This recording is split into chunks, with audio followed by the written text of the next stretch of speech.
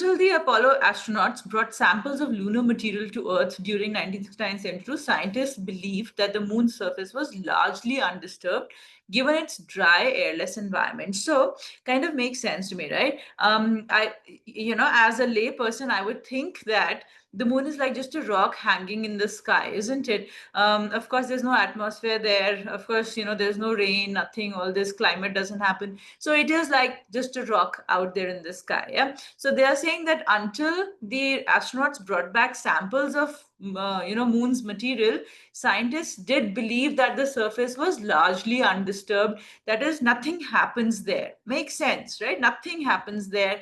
There is no wind, there is no rain, nothing. Yeah. Okay, so imagine that. For now, imagine that they had thought that it was a rock hanging in the sky, but when they brought back samples from there, things changed. Okay, examination of the samples has shown otherwise. Already he is implying that it is not undisturbed. Yeah, the moon's surface is not undisturbed because he's saying that it has shown that it is otherwise. They believed it was undisturbed, but the samples have shown that it is otherwise. Okay, now micrometeorites, many smaller than a pencil point. So basically, I'm thinking of like this very, very small particle, like almost like a dust particle, right? Smaller than even a pencil point. They constantly rain onto the moon at up to 100,000 kilometers per hour. So, which means that a lot of these, very tiny dust particles, let's say, they rain onto the moon's surface at up to 100,000 kilometers per hour. So I'm assuming that is the speed that they rain onto the surface very, very fast. So there's this visualization going on in my head. That on the surface of the moon, there's a ton of dust particles raining onto it at very fast speeds.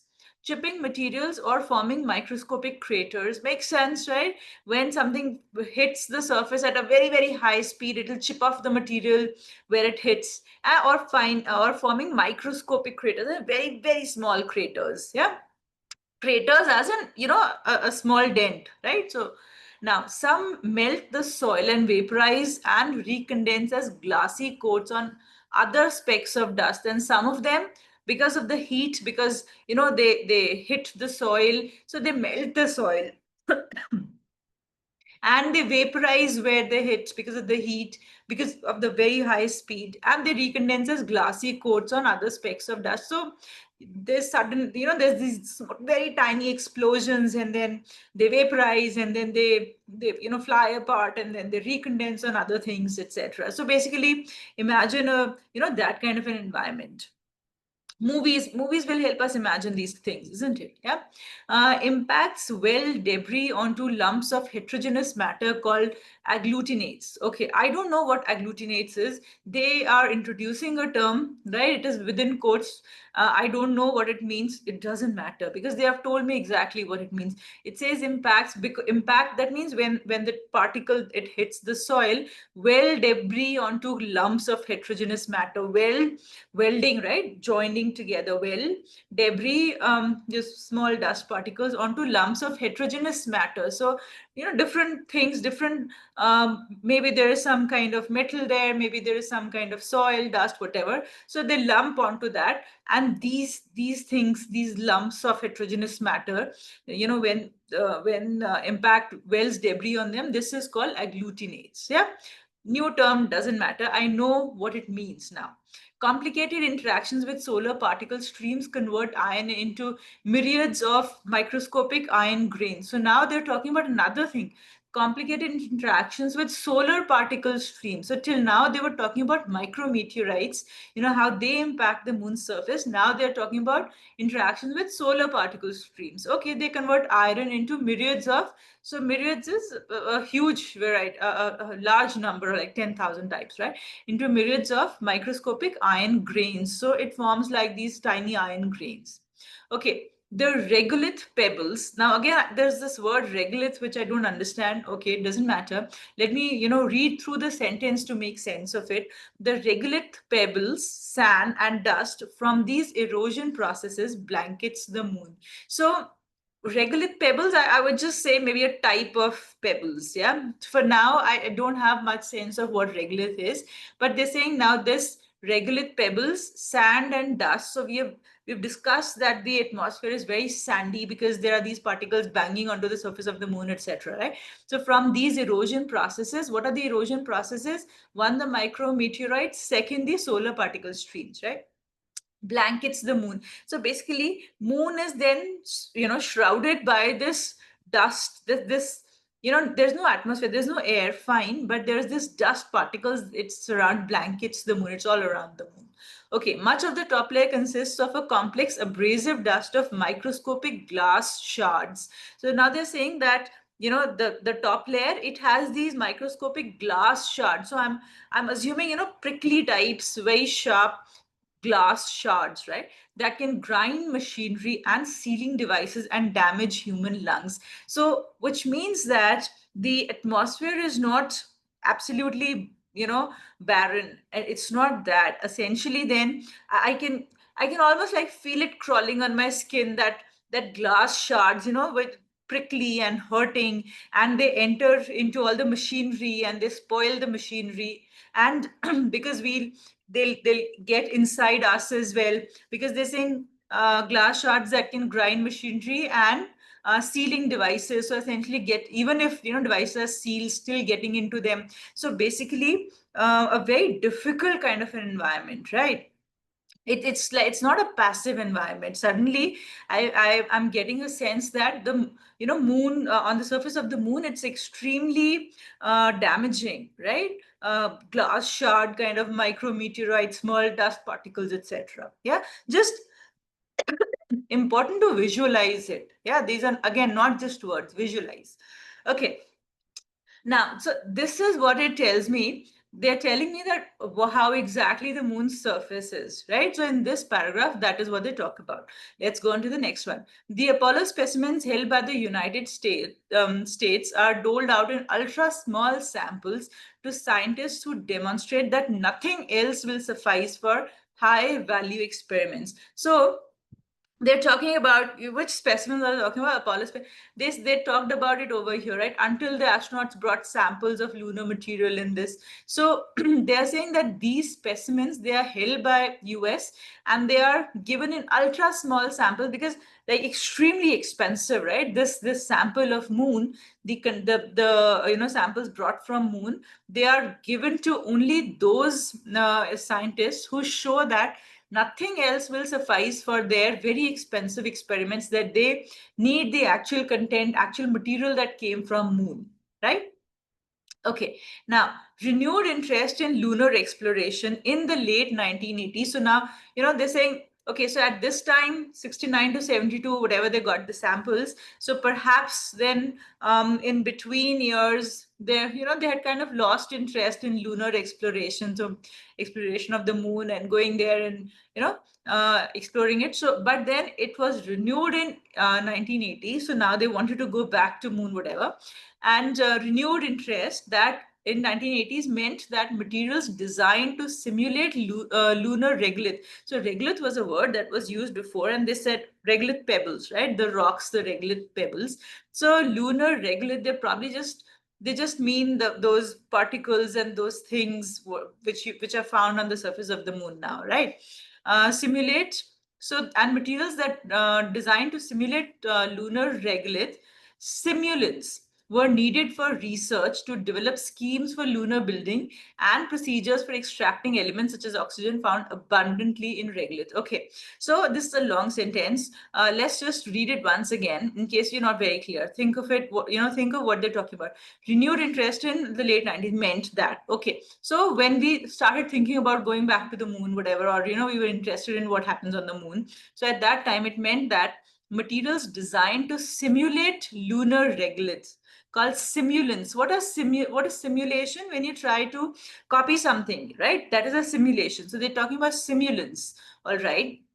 So these materials are designed to simulate the lunar regolith. So it's not actual, let's say, lunar stones. Yeah, these are simulants. They are like lunar stones, like the stones that came from moon. Those stones, that regolith, we know that is like super precious. Yeah, US is like holding on to it and not giving it out to anybody. Only if very expensive experiments, need, and the scientists can demonstrate that they have to have that and nothing else will do for them, then they give out those little samples, right? We know that. So they are saying that then materials designed to simulate lunar regolith, those stones, were needed for research. So because they wanted to go back to the moon and all, and there was research required, so then they needed simulants. Not the actual material was too expensive, so, and too precious and too little, so they needed simulants.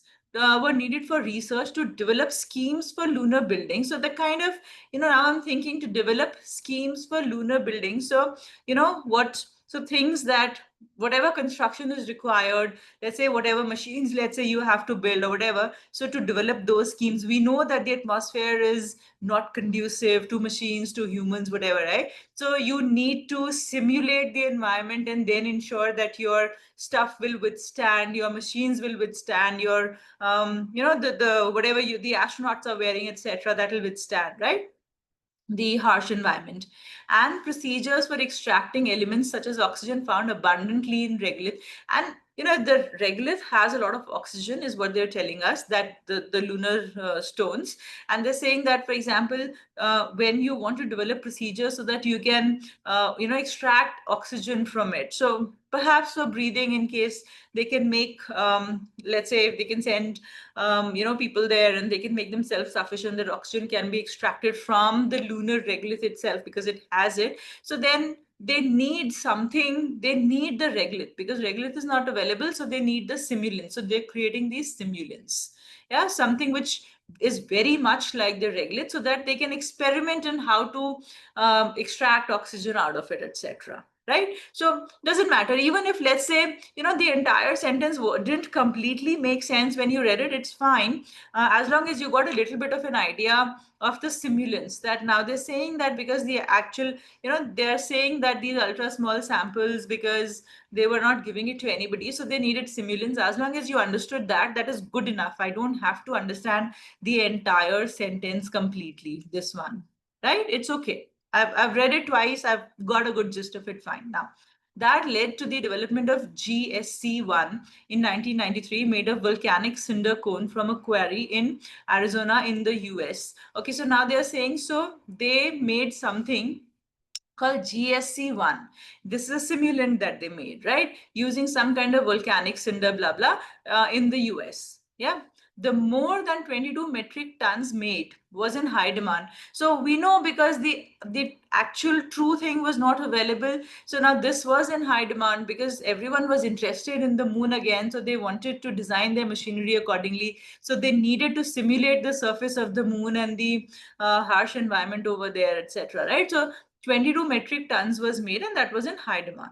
So efforts are now afoot to manufacture 16 metric tons of GSC-1A. So I'm going to just take a look. Yeah, so this was GSC-1. This is GSC-1A. So basically more simulants, right? Now they're saying that now efforts are afoot to manufacture 16 metric tons of this, with 1 ton of fine grains, 14 tons of moderately fine, and 1 ton of coarse. So the total 16 tons makes up 1 ton this, 14 tons moderate, and 1 ton of coarse regolith. Fine. All right. So essentially, this introduces the concept of simulants, that because the actual sample was, doled out in very small amounts and only when it was really, really required. So then, because of the renewed interest, simulants were needed. So now JSC-1 was made by US, and now JSC-1A is being made. Yeah, this is what it tells me. It tells me about the simulants over here. Let's look at the last paragraph. Now, currently 3 new simulants are being developed. So now it is talking about 3 new simulants. 2 will represent the moon's dry seas region and polar highlands region. So simulants are like something that simulates the moon's surface. So out of these 3 new simulants, 2 will represent the moon's dry sea, so that the sea area and the polar highland region. Yeah, these 2 different areas it will simulate. So the 2 areas would have kind of different regolith. Yeah, so the 2 are simulating those. A third will represent the glassy, jagged edges of lunar dust that test the best of hardware and humans. And they are making three similars. Third will represent the glass shards that they talked about. Yeah. So, and glassy, jagged edges of lunar dust that test the best of hardware, basically, which is damaging to hardware as well as humans, they're saying. Yeah. So, the third simulant is that one. Now, but since matching every lunar location would require large numbers of small, unique, expensive batches, the intention is to develop a few root simulants. Kind of makes sense, right? Instead of making now small batches of 100 different types of simulants, because moons different regions have different kinds of regoliths, so you would have to make like 100 different types of simulants, right? Instead of doing that, the intention is to develop a few root simulants, which would likely be the base simulants, right? And you would combine them to form all different types of simulants, right? Blends of which will yield regionally specific simulants. Makes sense, right? For example, ilmenite, a crystalline iron titanium oxide, is a crucial ingredient for the new dry seas region simulant. So now this they said they are making one to represent dry seas, right? So they're saying that iron titanium oxide is a crucial ingredient for this, all right? Raw materials for the three new simulants will come from the sites in the US and even some international sites. Okay, and they're saying that raw materials for these will come from US and from other countries as well. Yeah. So essentially, looks like the perspective of the author is from it's a US perspective, that the article was probably written by an author in US for, let's say, a US newspaper or a magazine or something. So they're talking about the simulants being created like in US, but then also from some international sites, right? So looks like the entire perspective of the passages from a US author, right? Doesn't matter to us in any case. Yeah. Any doubts in the passage? Do you understand what the passage is trying to tell us? Yeah, Aditi, so nothing else will suffice. This one, the Apollo specimen held by the United States are doled out, right? This sentence, it says the Apollo specimens held by the United States. So this Apollo specimens were the ones which were brought from moon, yeah? They are doled out in ultra small samples. That means they are given out in really, really tiny samples, right? Very, very tiny, like half a gram, one hundredth of a gram, right? Very ultra small samples to scientists who demonstrate to scientists. They are given out to scientists, only to those scientists who demonstrate that nothing else will suffice for high value experiments. So these ultra small samples are given out to those scientists who show that their experiments need the actual samples that were brought from the moon, that nothing else will suffice. That means the simulants will not suffice. Yeah, they can't use anything else. They can't use the dust from Earth, for example. They can't use the iron oxide, iron titanium oxide, iron glass shards. So things that they're talking about, sand and dust, right? Regolith pebbles, sand and dust. Essentially, they're talking about the elements, whatever, which are present on Earth also. But they are saying that these Apollo specimens, they are given out, the actual specimens are given out to only those scientists who show that nothing available on Earth is going to, satisfy, is going to suffice their purpose. Let's say I'm doing this really important, very expensive experiment where I'm trying to figure out the impact of these various particles on the moon on this, machinery, which is again very high precision, very expensive, etc. And I say, okay, simulants are not going to be enough for this, right? I do need what actually came from the moon. I have to demonstrate that, and only then will I be given a small sample of the Apollo, specimens. That is the material that was brought from moon. Does that make sense? Do you understand now?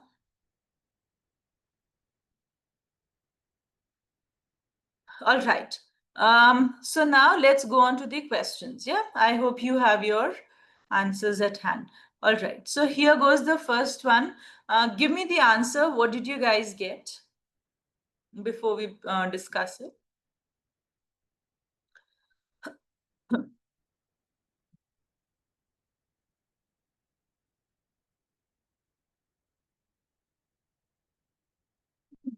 Guys, I need everybody's answers.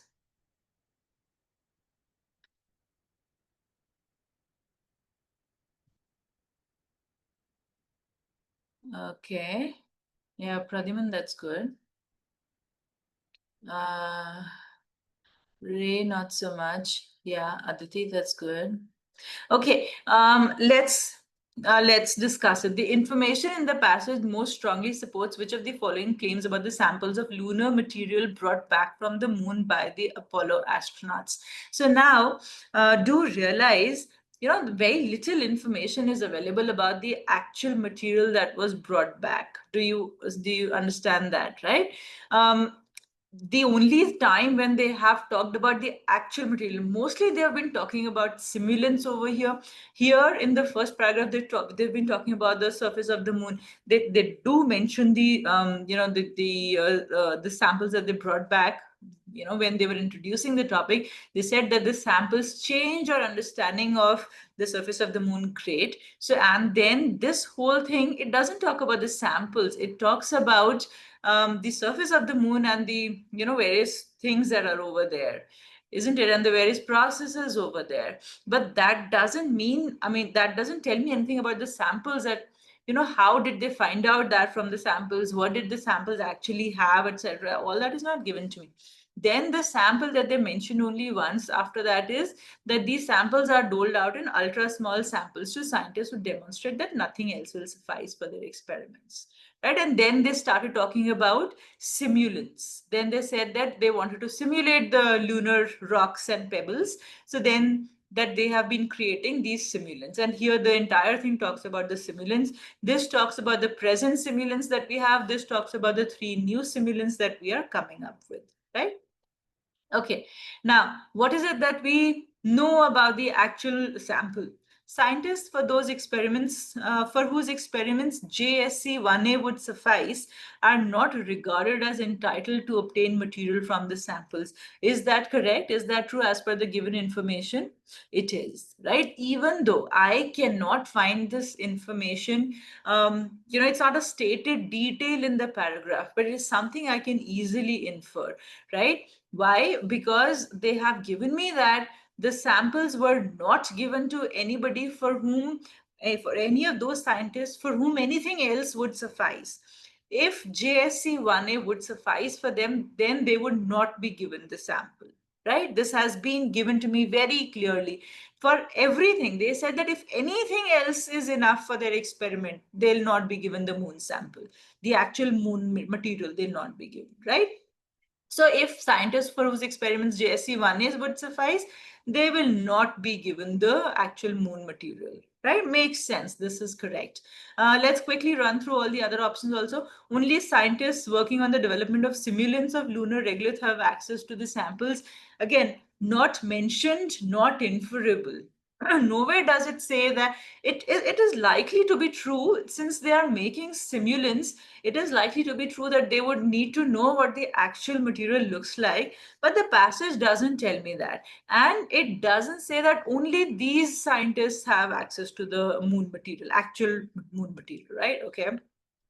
The samples were of all the major types of lunar regolith. This is not known. Nowhere does it mention that samples had all various types of major types of lunar regolith, right? Okay, the samples ingredients included some cinder cone from lunar volcanoes. So it talks about cinder cones, but it doesn't say that the samples included cinder cones. Cinder cones was when they talked about JSC1 here, right? That they were made of volcanic cinder cones, right?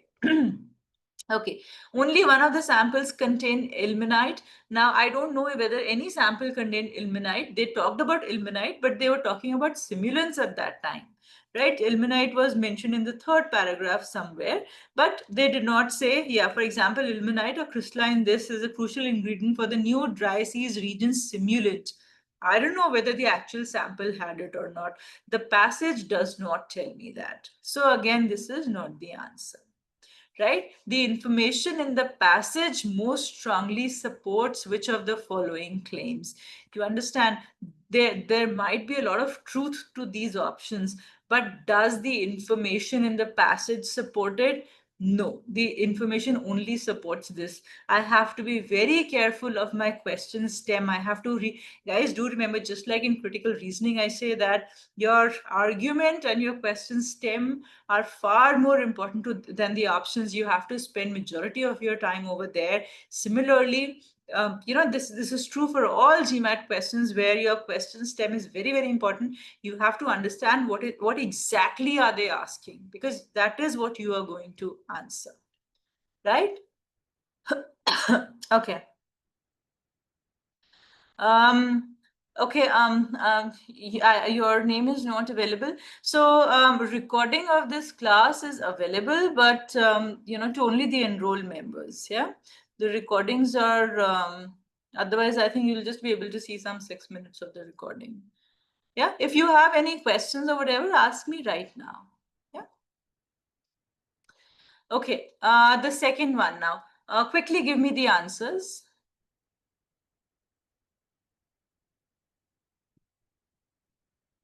What answer did you get for the second one?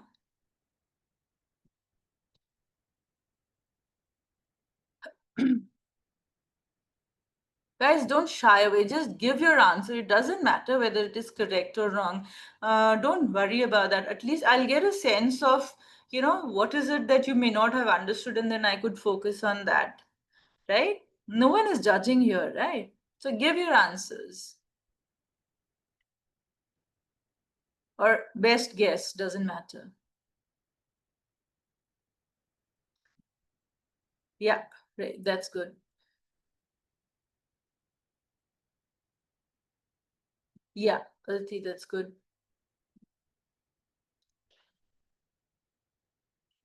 Yeah, Marina, that's good. Okay, good. So I have got only the correct answers. All right. It can be most reasonably inferred from the passage that if robots were used instead of humans to explore the moon, then. So first of all, it's a little unsettling. Why? Because they have not mentioned robots anywhere in the passage, right? So even if, there are these five options, if I read an option, if I go back to the passage, which part of the passage am I going to go back to? The robots are not mentioned anywhere, right? All right, but then fine, we've understood the passage. Let's look at the options one at a time. Lunar soil could be analyzed without returning it to Earth. Now, nothing in the passage, kind of suggests that the robots will be. It might make sense to me, because if robots are there, they might be able to analyze there itself. They might have like everything, they might be equipped to handle it over there itself, etc. Maybe, but does anything in the passage suggest that? Nothing like that is given to me. Okay. Look at B. Lunar exploration would be no less expensive than lunar exploration by humans. Okay, this, I know this is certainly incorrect, because cost is not talked about at all. Nothing, I can infer about cost. Simulants of lunar regolith would not be needed in order to prepare for the lunar missions. Of course, not true. Nothing says that we'll not require simulants if robots are there, right? So again, definitely not true. Look at D. Those robots would function well only if they were engineered to resist certain characteristics of lunar regolith. Now, here is where we talk about visualization. I keep saying visualize what is going on. And I said that, okay, they have told us over here, they talked about microscopic glass shard that can grind machinery and sealing devices and damage human lungs. And in case I can feel it on my skin, that, oh, so prickly and so sharp, I'll remember this. I'll remember that they had said that the environment is terrible. It's not conducive to man or machinery. They had said both the things. In fact, they had mentioned the same thing later on also. They talked about here best of hardware and humans. You remember lunar dust that, just a moment, that tests the best of hardware and humans, right? So now I can infer this. I do have information to infer this, that the robots would function only well only if they were engineered to resist certain characteristics of lunar regolith. I know lunar regolith is sharp and damaging. It damages machinery, it damages sealing devices, it damages humans, of course, as well. So robots will function only if they are engineered to resist it. If they're the material that they are made with, or whatever, is something that is engineered to resist the lunar regolith. Certainly makes sense. This I can infer. But yes, I can infer it only if I visualize the passage, if I've understood it well. Yeah, otherwise, if I try to look for the answer, I will not find the answer in the passage, right? Okay, solar particle streams would not pose less of a problem for robotic exploration than they pose for human exploration. So, how solar particle streams, they impact humans, or they impact robots differently or in a similar manner not given to us. So, we cannot say anything about the specifically solar particle stream, how that impacts, we don't know. Right. So, again, this is also not inferable. Do you understand? That is why our answer over here is D. From the information given in the passage, I can only infer D. Makes sense when they talk about machinery. So robots essentially, equivalent to machinery, isn't it? Is this okay? Any doubts here? Okay, let's go on to the next one. Give me your answers to this one.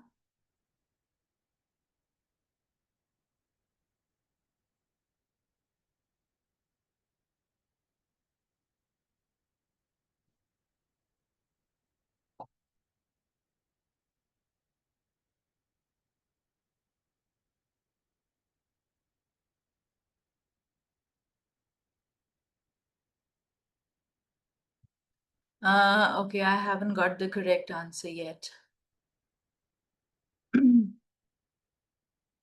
Okay, which of the following most accurately describes the primary purpose of the passage? So, guys, we've already discussed the passage. A quick recap. This talks about what the moon's surface is actually like, right? That at this time in 1970, let's say, we found out that moon's surface is different, right, than what we had assumed previously. And then this talks about how because the sample that we got from the moon is so precious, so we started using simulants, right? Stones or whatever that simulated what moon stones looked like. And here we talk about three new simulants and their composition, etc. The exact data points I don't care about. I don't remember the dates, I don't remember the names, I don't remember the composition, the ingredients, the iron and the ilmenite and some crystalline crystal, whatever. It just doesn't matter to me, right?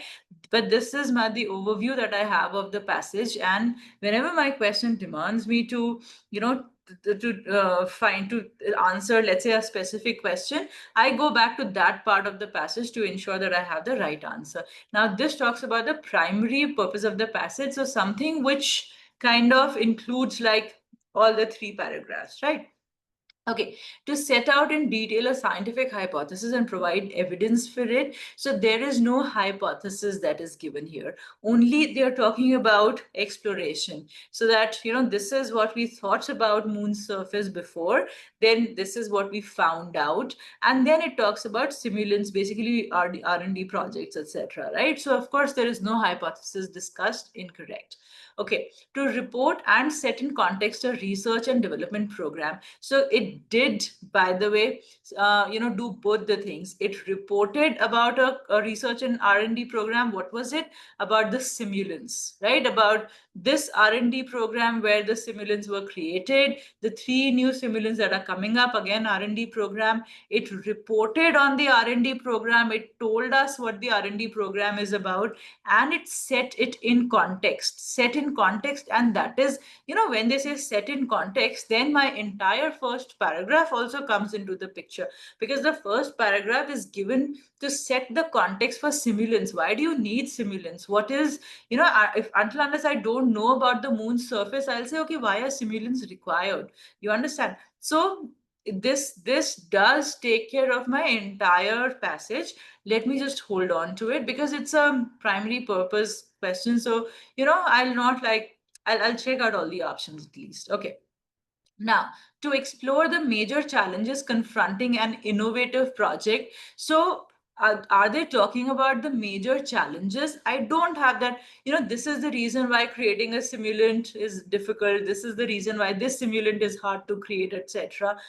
They're not really discussing major challenges, right? And if at all, maybe, one or two sentences over here where they say that, okay, making these many different varieties of simulants is really hard, so that is why they'll make. But then they have said that they'll create root stimulants. So as such, at least the entire passage is not about the challenges being faced. So this is not the correct answer. Yeah.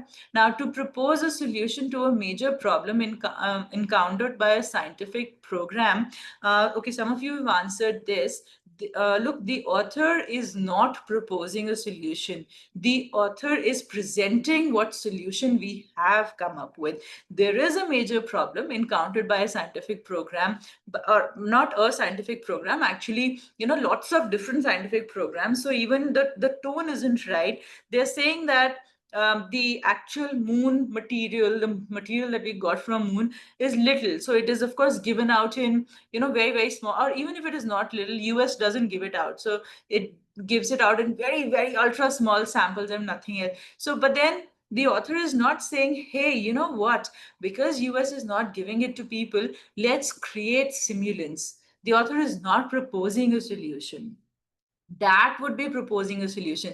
You know what, let's create simulants. We have iron oxide available here, these mines have this, and then you can make regolith, which is very close to lunar regolith, by using this process, and do this and do. He is not proposing a solution, right?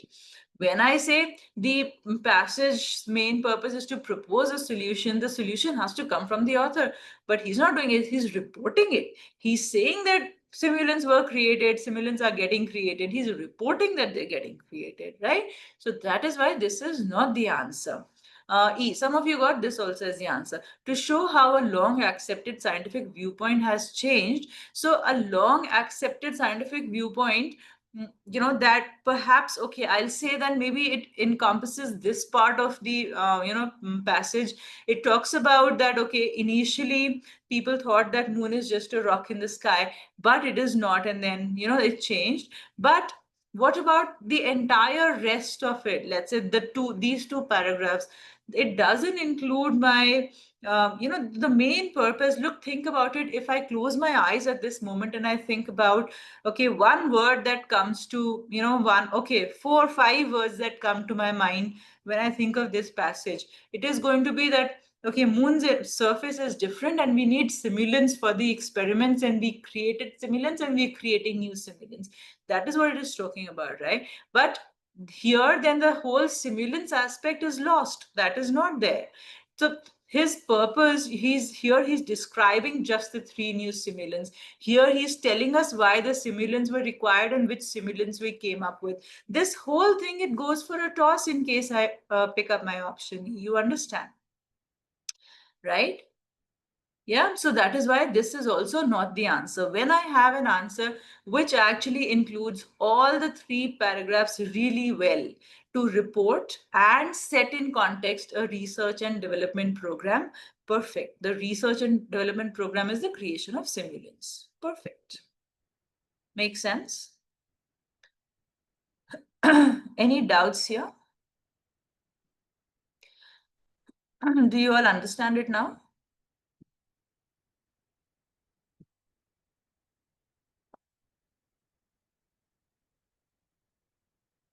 Okay, let's quickly look at the last question also. According to the passage, okay, give me your answers to the last question.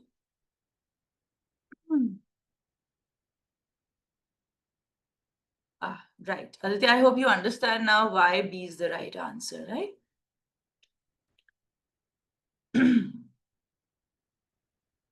Okay, according to the passage, which of the following statements about lunar regolith simulants is true? So now we're talking about the simulants, and we have a lot of information on simulants. These two paragraphs were all about that. Fine.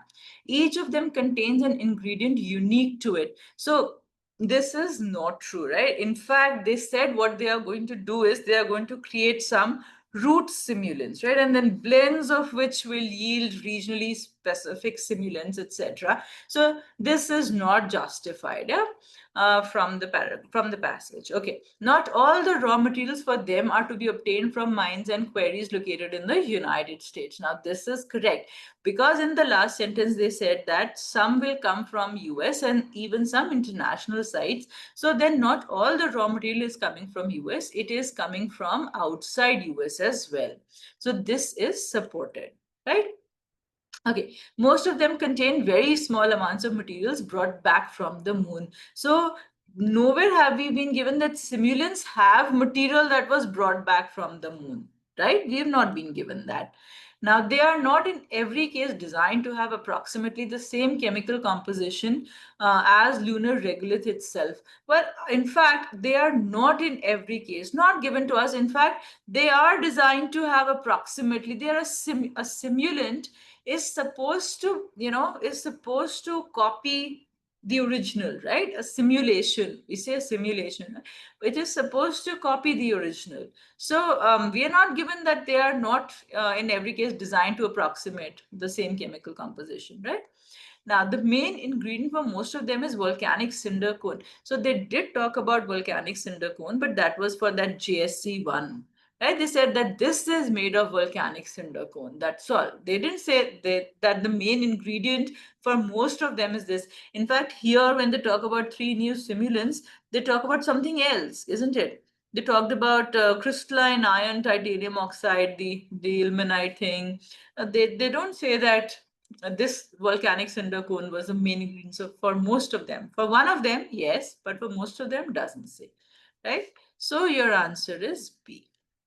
Now, for most of the questions of this passage, even though the questions were not very tough, but for most of the questions, in case you just read the passage, as words, you're just reading it, all right, very hard to remember the data points. Lots of data points are there, 16 ton of this, 14 ton of this, 1 ton of this, blah, blah, blah.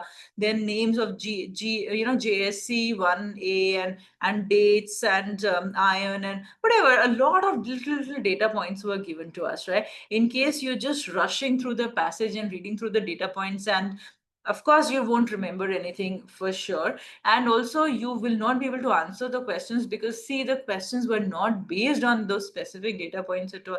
They were based on your understanding of the passage, and that is the reason why and this is special. In fact, this is really this is true in CR also, in, for example, DI also, in fact, and in RC also. Especially the more difficult ones, a visualization of what is going on is very necessary. In case I don't, then things are, things, I mean, a lot of the questions are extrapolatory kind of questions. The robots, it's not mentioned anywhere. That term is not being mentioned anywhere in the passage, isn't it? Right? So this is the reason why, they're all infer kind of questions. So for that, it is important for me to have a picture of what are the things that are going on in my mind. And in case, so there was this one sentence that we said was kind of roundabout, really long and difficult. Yeah, this one, right? For example, this one. Well, this had no role as such to play in helping us solve the questions, isn't it? I read it once, I read it twice, even then if it is complicated, and it's a little complex. Look, three sentences, a little complex. It's okay, it doesn't matter. Even if I don't have to obsess about it. Hey, I haven't understood this part, I have to read this again. It's just not worth it. Get a general gist of it. If it seems too complicated, get a general gist of it and move on. Come back to it in case you have a question specifically about that thing, right? Does it make sense, guys? Any doubts here now? The targeted time has to be overall, not, let's say in case there are like 4 questions, about 8 minutes, not more than 8 minutes total. Yeah, including reading the passage. So in case you've understood the passage really well, then your questions are going to take just a minute each, because you already understand it, you already know it, right? um Look, you won't have extra time in the verbal section. You can't spend, on average you have maximum 2 minutes. In fact, you're like slightly less than 2 minutes. So you can't afford to, and your CR questions are going to require 2 minutes. A very easily 1.5 minute will be taken by the argument, break it down, premises, conclusion, all that is necessary. So you can't say that I'll save time in the CR part. It's just not possible. So that is why it is important to ensure that your timing is sorted. 2 minutes per question. If there were three questions, then all right, maybe 7 minutes or so. That's about it. Yeah, you do read the passage very well. You have to be, very careful with that. But after that, questions, because you've understood the passage so well, the questions should go fairly quickly.